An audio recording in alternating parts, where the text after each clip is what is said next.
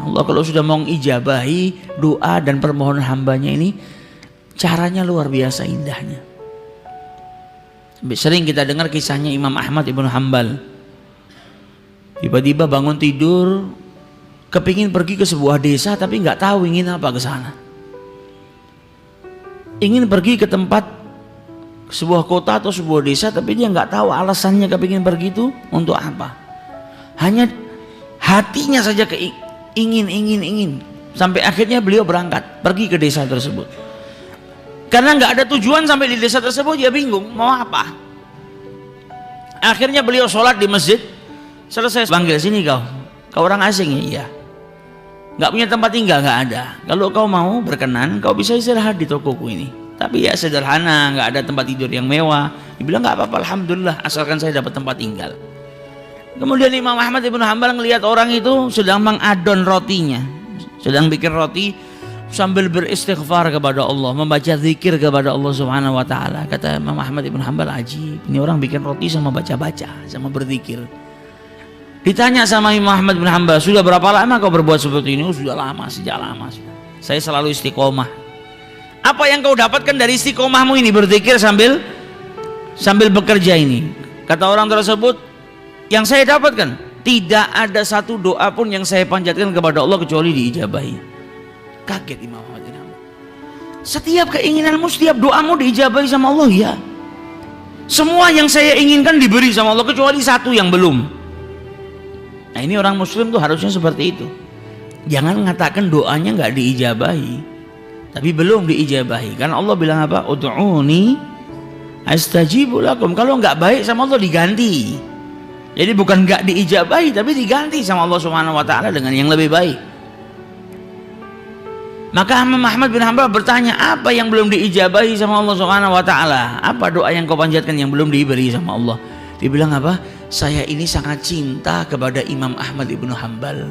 Saya kepingin ketemu. Sampai detik ini tapi saya belum ditakdirkan oleh Allah Subhanahu wa taala untuk berjumpa dengan seorang ulama besar yang namanya Imam Ahmad ibnu Hanbal. Imam Ahmad ibnu Hanbal ketika mendengar itu langsung bertakbir. Pantas dari kemarin saya ingin datang ke desa ini tapi nggak tahu tujuannya untuk apa. Nggak tahu kenapa hati ini terdorong ingin pergi ke desa ini. Nggak ada tujuannya.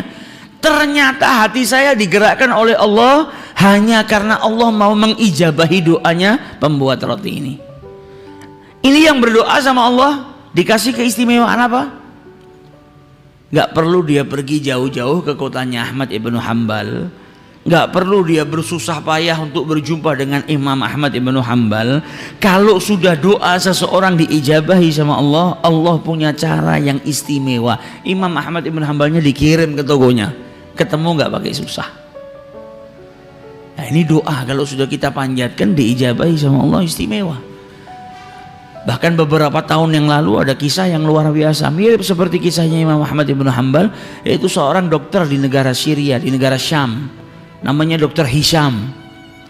Dr. Hisham ini dokter yang ahli di bidang tulang atau saraf. Jadi dia paling istimewa di Jazirah Arab. Setiap orang datang dari luar negeri untuk berobat sama si Dr. Hisham ini. Sampai pada suatu saat Dr. Hisham ini mendapatkan undangan seminar tentang ilmu yang dia dalami. Naik pesawat baru terbang beberapa waktu, ada gangguan cuaca yang buruk mengharuskan pesawat itu turun di bandara terdekat. Maka akhirnya dengan terpaksa pesawat itu mendarat di bandara terdekat. Dia tanya sama yang jaga bandara, ini kapan kira-kira pesawat ini bisa diterbangkan lagi? Oh, mungkin bisa makan waktu 9-10 jam, bisa sampai 12 jam. Karena cuaca buruk dan ini bukan bandara komersil yang di situ banyak pesawat mundar-mandir. Rumah yang sudah jelek, sudah rapuh. Dia berhenti, dia ketok pintu rumah tersebut, yang buka nenek tua. Wanita yang sudah lanjut usia. Ditanya sama Dr. Hisham, apakah kau punya telepon di sini? Saya ingin mengabari tempat saya yang saya tuju itu karena saya saat ini tidak bisa melanjutkan perjalanan. Kata nenek tadi, saya nggak punya telepon, saya ini orang miskin, nggak punya apa-apa. Saya hanya punya teh dan sedikit makanan. Kalau kau mau silahkan masuk. Saya berikan teh dan sedikit makanan untuk menghangatkan dirimu. Maka masuk Dr. Hisham, duduk, minum teh, dikasih makanan. Nenek tadi kembali ke kursinya. Kemudian di kursinya dia berzikir kepada Allah, berdoa kepada Allah Subhanahu wa taala. Dilihat sama dokter Hisham, luar biasa ini nenek. Di malam hari dia duduk, dia berdoa kepada Allah. Tanpa dokter Hisham sadari, ternyata di sebelah nenek tadi ada anak kecil yang terbujur kaku. Ditanya sama dokter Hisham, ini anak sebelah kau ini siapa? Ini cucuku. Mana orang tuanya? Orang tuanya sudah meninggal. Bapak ibunya mati sudah, yatim piatu. Ini anak saya yang rawat dari kecil. Ditanya sama dokter Hisham, kenapa anak ini dari tadi saya lihat gak bergerak? Maka dijawab oleh nenek tadi, ya anak saya punya kelainan, ada penyakit di tulangnya atau di sarafnya yang menjadikan sekujur tubuhnya nggak bisa bergerak. Dan kata orang-orang di sini nggak ada yang bisa menyembuhkan penyakit anak saya kecuali dokter terkenal namanya dokter Hisham, ada di negara Syam. Tapi apalah daya, saya orang miskin, nggak punya apa-apa. Untuk pergi ke kota yang dekat saja saya nggak mampu, apalagi naik pesawat ke negara lain ngobatkan cucu saya nggak mampu. Tapi saya punya Allah. Kalau Allah sudah punya mau, gak ada yang gak bisa. Makanya saya terus mohon kepada Allah Subhanahu wa ta'ala. Maka dokter Hisham mendengar ucapan nenek tadi, badannya gemetar. Ya Allah, ternyata pesawat gak bisa melanjutkan perjalanan, turun di bandara darurat. Saya naik mobil pun gak bisa melanjutkan perjalanan, diberhentikan sama Allah di rumah nenek tua ini. Ternyata semua kejadian ini hanya untuk mengabulkan doa nenek tua ini yang tidak pernah berputus asa memohon kepada Allah Subhanahu wa ta'ala. Jadi semua yang saya lakukan ini ternyata hanya cara Allah untuk mengabulkan doa si nenek tadi. Nah ini istimewanya orang kalau sudah doa, gak perlu mikirkan caranya kita orang.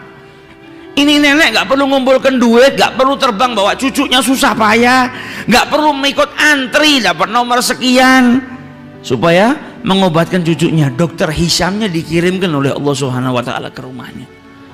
Maka dari itu jangan putus asa. Kalau kepingin berangkat haji, jangan matematika. Dari mana uangnya? Dari mana uangnya? Minta sama yang punya dunia dan seisinya. Kalau Allah sudah mau menakdirkan kita, ngundang kita, nggak ada yang mustahil. Akan dikirimkan rezeki oleh Allah Subhanahu wa ta'ala ke rumah kita dan kita pun bisa berangkat menunaikan ibadah haji. Ini yang perlu kita berbanyak. Datang bulan Dzul Hijjah, kita lihat banyak orang-orang yang berangkat haji. Kita mohon ya Rabb, sebagaimana engkau peringan, sebagaimana engkau mudahkan mereka berangkat ke rumahmu, ke Baitullahil Haram, maka aku pun memohon dengan permohonan yang sama. Mudahkan langkah ini untuk bisa sampai ke sana, mudahkan langkah ini untuk bisa berziarah ke Baitullahil Haram, untuk bisa berziarah ke makam Rasulullah SAW. Kita doa, kita usaha, selebihnya serahkan kepada Allah Subhanahu wa ta'ala.